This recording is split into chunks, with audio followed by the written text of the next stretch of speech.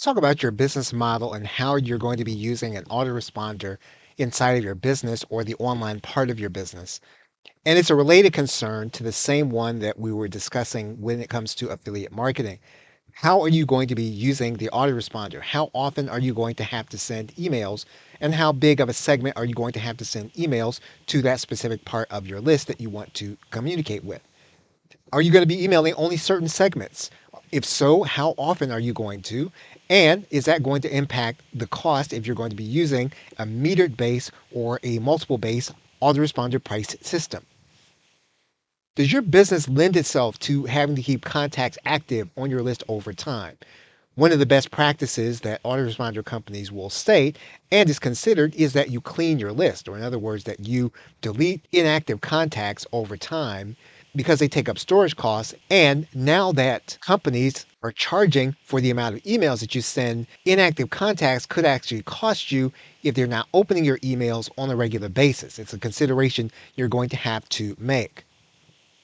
Do you collect the names and email addresses of individuals that make purchases? And do you market to those individuals? So, in other words, you might have individuals that opt in to your list, and that might be the people that are going to actually buy from you.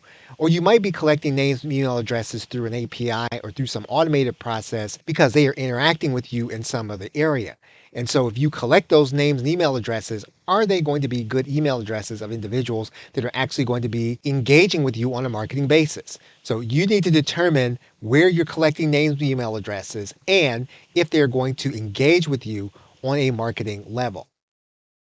One thing that you may want to think about is breaking up your processes and distributing them to distinct autoresponders. So you may have one autoresponder that you may use to collect the names and email addresses of individuals that purchase from you.